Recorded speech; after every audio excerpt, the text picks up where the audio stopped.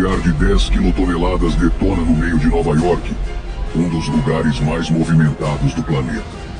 A explosão produz um clarão branco mais brilhante que o Sol, cegando temporariamente todos em um raio de 10 quilômetros. Ou seja, até Nova Jersey.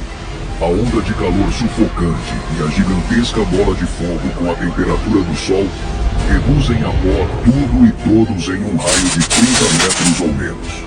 Tudo o que resta no chão são silhuetas sem vida, fotografias nucleares do que até segundos atrás eram humanos. Chocante. Mas esse cenário terrível é apenas o começo.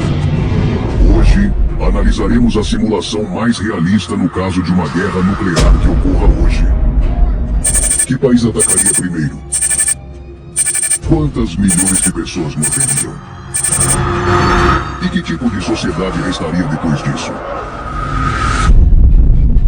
Os Estados Unidos e a Rússia controlam os arsenais nucleares mais destrutivos. Ambos possuem milhares de ogivas nucleares que correspondem a 90% do arsenal nuclear total do mundo. O suficiente para causar destruição à escala global. Para além disso, a troca de ameaças entre ambos dura há décadas, com sanções e ultimatos que têm abalado o resto do mundo. Uma semana antes do ataque iminente, o pânico espalha-se pela incapacidade dos líderes mundiais em evitar a catástrofe. Então, o medo mais profundo da humanidade começa a se materializar com o primeiro lançamento de uma arma nuclear tática direcionada a um alvo militar russo. Além da perda instantânea de vidas e propriedades ao redor do ponto de impacto, o terror se espalha. É hora de se afastar o máximo possível de uma cidade grande e correr para o abrigo nuclear mais próximo. Se não puder fazer isso, tranque-se no cômodo mais isolado e protegido que puder encontrar, pois o pior está prestes a começar. Rússia, China e Belarus estão preparando um contra-ataque. Por sua vez, os aliados americanos da OTAN estão igualmente ansiosos para apertar seus botões vermelhos. Até que o inimaginável acontece. Ogivas nucleares caem sobre as principais cidades, instalações militares e infraestrutura básica. Em poucas horas, esses primeiros ataques ceifam milhões de vidas. As detonações desencadeiam uma série de eventos cataclísmicos, começando com uma poderosa onda de choque. Vejamos como essa onda o afetaria, dependendo da sua distância do epicentro. O que acontece a 1 quilômetro da explosão. O calor extremo vaporiza tudo dentro do raio da explosão. Pense nisso como uma cremação instantânea a 300 mil graus Celsius ou mais. A 5 quilômetros de distância, a onda ainda é devastadora. Ela desmorona edifícios e causa incêndios incontroláveis. Se a explosão não o matar, ela o deixará gravemente ferido. O calor consome o solo e causa queimaduras de 3º grau. A sobrevivência se torna mais difícil à medida que o mundo desmorona ao seu redor. A 10 quilômetros do marco zero, a onda de choque ainda é poderosa. Os prédios são danificados pela força destrutiva da explosão. Aqui o risco imediato diminui, mas o impacto continua a ser letal. O calor ainda provoca queimaduras de 1º e 2º graus. A 20 quilômetros de distância, a onda perdeu a maior parte da sua força, mas continua a ser perigosa. Os edifícios sofrem danos estruturais, e o risco de lesões permanece latente. O calor, embora menos intenso, gera incêndios. A sobrevivência é mais provável, mas os desafios que você enfrenta estão longe de terminar. Voltemos à nossa linha do tempo.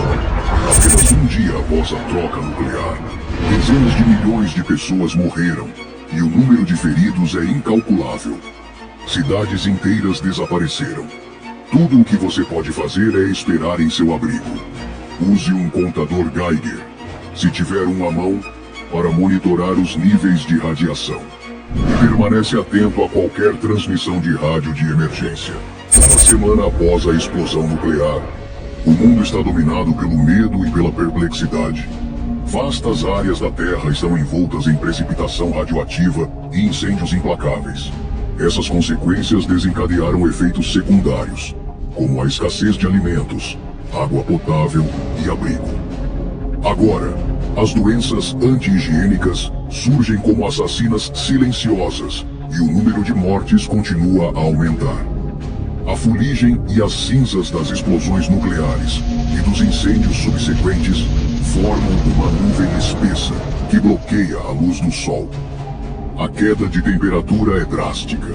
O mundo está mergulhado em um inverno nuclear. Alimentos e água potável estão se tornando cada vez mais escassos. Em sua busca desesperada por abrigo e sustento, as comunidades estão se agrupando. Você precisa racionar os alimentos e monitorar os níveis de radiação.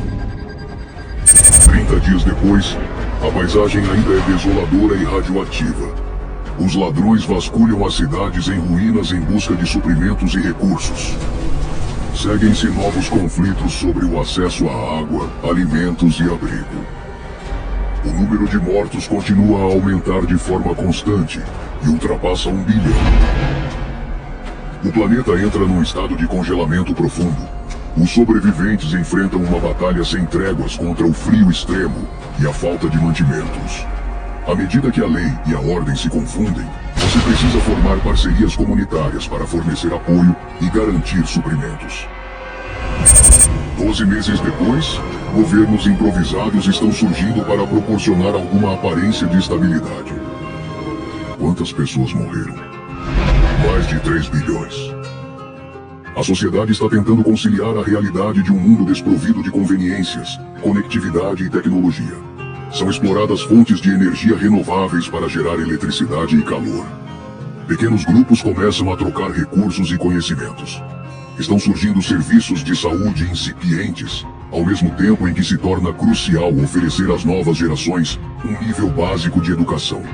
Nesse momento, é de vital importância ser um membro ativo de sua comunidade, ensinando os jovens, criando jardins verticais ou participando de qualquer projeto de reconstrução. No 5º ano, o mundo mudou para sempre.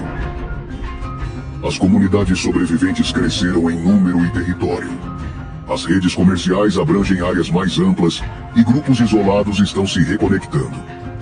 A cooperação científica, a fim de superar os desafios em um mundo pós-apocalíptico, reacende a esperança humana. A agricultura tradicional evoluiu para o cultivo interno e controlado de pequenas culturas. No entanto, o número de mortos está aumentando incessantemente. Mais de 4 bilhões de pessoas já morreram. E novos senhores da guerra começam a surgir. Inúmeras espécies, incluindo os seres humanos, permanecem em risco de extinção. Embora a resiliência seja excepcional, o caminho para a reconstrução é longo e árduo. Oremos para que esse cenário continue sendo apenas ficção e que quando chegar a hora, o mundo escolha a paz em vez da destruição. Como você acha que se sairia em um apocalipse nuclear? Você sobreviveria os 2 primeiros meses? Bem, nós conseguimos e explicamos isso a você aqui.